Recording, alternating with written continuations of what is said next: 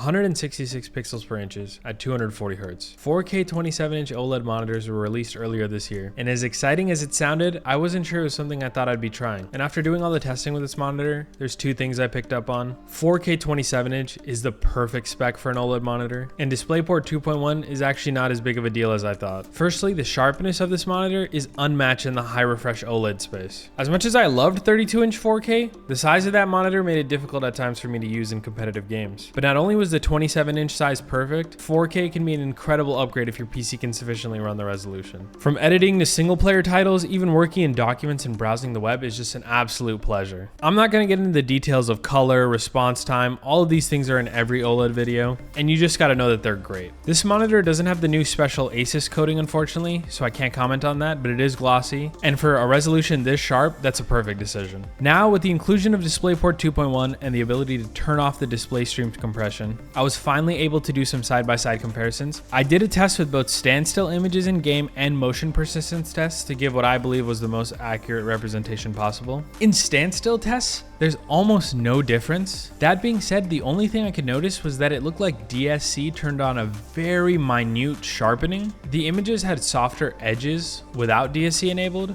so I'm guessing whatever their compression algorithm is adds a little bit of sharpness after doing all its compression. But that being said, I had to zoom in almost 4 to 5 times to see any minor difference, and that was after flipping between the images back and forth. And when the images weren't zoomed in, there was nothing I could notice. Moving forward, for monitor reviews, I now have a motion persistence testing rig, so I can test motion blur that is perceived by the human eye. I tried to do motion persistence tests for this specific DSC on and off comparison, but because the monitor was at 240 Hz, the images were incredibly blurred and I couldn't really pull anything from them. I'd say the only test that I really haven't been able to do is some type of latency test. Going forward in the future, I'm hoping to get some more things to help me with input latency testing and end-to-end latency testing. Once we have the ability to test the latency difference between a 500 Hz monitor with DSC on and off, depending on what the results are, we can completely rule out whether or not DSC is useful for people in different situations. And the price for this specific monitor is actually very expensive. It was $1,300 at the time of filming. This is the PG27UCDM, which has the DisplayPort 2.1 and the Dolby Vision support. The XG27UCDMG is almost $300 cheaper. It's missing the Dolby Vision, the DisplayPort is 1.4, and it has a less premium stand.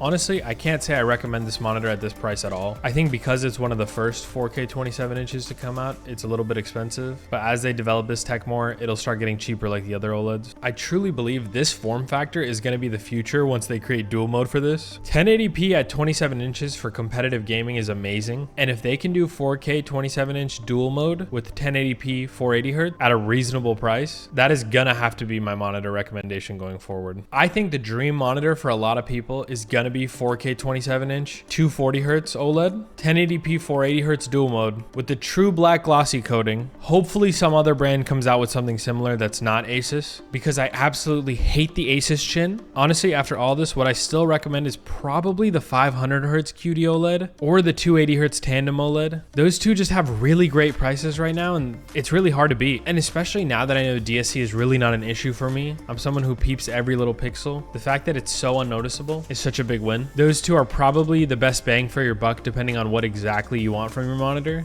And I think it's really just a great time to be buying anything. Tech has gotten so great in the last few years. Obviously the prices still need to come down, but I can confidently say what a time to be alive. Thank you so much for watching.